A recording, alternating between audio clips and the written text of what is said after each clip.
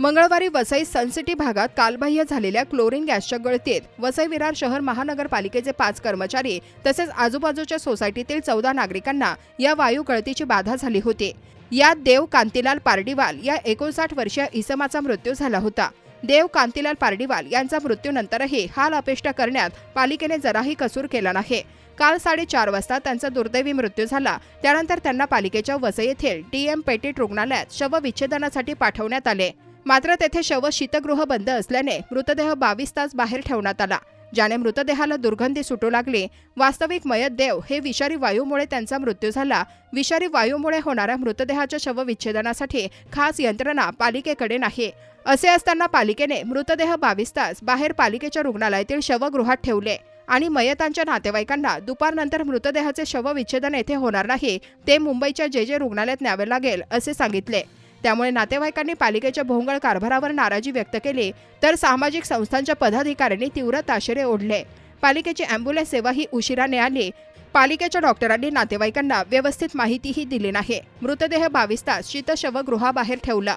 पालिकेच्या ढिसाळ कारभाराची परिचित सर्वसामान्यांना आली, तर काहींनी पालिकेची शव शीतगृह कित्येक महिन्यांपासून बंद असल्याचं सांगितलं।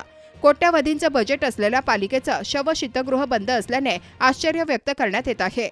याबाबत पालिकेच्या वैद्यकीय अधिकारी डॉक्टर भक्ती चौधरी यांनी तर पत्रकारांचा फोन उचलणंच टाळलं।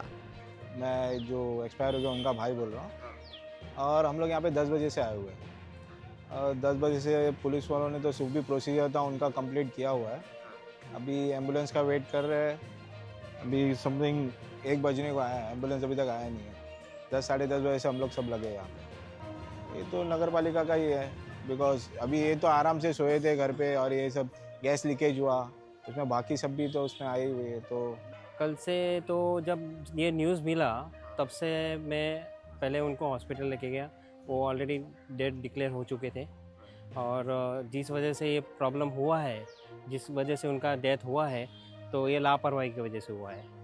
तो इसके जिम्मेदार तो वही लोग हैं जिसकी वजह से ये हुआ है। कल रात से बॉडी यहीं पे है, लेकिन अभी वो बोल रहे हैं कि आपको इनके लिए JJ हॉस्पिटल लेके जाना पड़ेगा पोस्टमॉर्टम के लिए, यहाँ पे नहीं हो पाएगा। आमचा मित्र देव पारडीवाला काल जे क्लोरीन वायू गळतीमध्ये दुपारी 3:30 वाजता डेथ झाली त्याची आणि त्यानंतर ती बॉडी DM पेटीटला नेली। घरचे जेव्हा आज अंतिम संस्कारासाठी बॉडी मागायला गेले तेव्हा त्यांना कळलं की बॉडीचं पोस्टमॉर्टमच झालं नाही। पोस्टमॉर्टम अशासाठी झालं नाही का JJ हॉस्पिटलला बॉडी न्यायची होती त्यांना। JJ हॉस्पिटलला नेण्यासाठी यांच्याकडे ॲम्ब्युलन्स अवेलेबल नव्हती। त्यानंतर त्यांनी विचारलं बॉडी मॉर्च्युरीमध्ये का नाही ठेवली। तर मॉर्च्युरीमध्ये ठेवायचं न ठेवायचं कारण होतं का थंडी आहे, मॉर्च्युरीमध्ये ठेवायची गरज नाही। पण आता इकडे आल्यानंतर कळतं की यांची मॉर्च्युरीच बंद आहे। बॉडीला आता त्या वास येतो आहे मॉर्च्युरी बंद असल्यामुळे, आणि मॉर्च्युरी बंदचं कारण सांगतात मॉर्च्युरी चालू आहे पण जनरेटर अवेलेबल नाही। नक्की काय आन्सर आहे, काय झालं आहे कोणाला काहीच माहिती नाही। पण त्या जो परिवार आहे ज्यांच्या घरी डेथ झाली आहे त्यांना नाहक त्रास होतो आहे या गोष्टींचा। आता जवळ काल 3:30 पासून आता 1:30-2 वाजले आहेत, 24 तास होत आले, बॉडी बाहेरच आहे।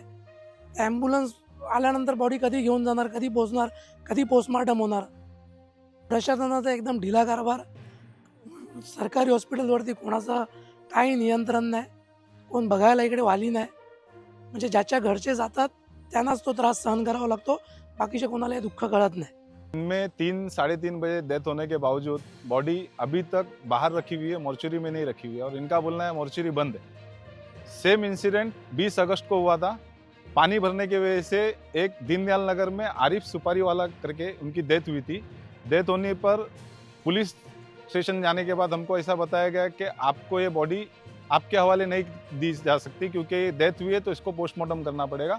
तो बॉडी मॉर्चरी में रखने के लिए मैं प्राथमिक आरोग्य केंद्र में कांटेक्ट किया, तो उनका बोलना था कि हमारे पास है ना लाइट नहीं है, इसलिए बॉडी मॉर्चरी में हम रख नहीं सकते, मॉर्चरी बंद है।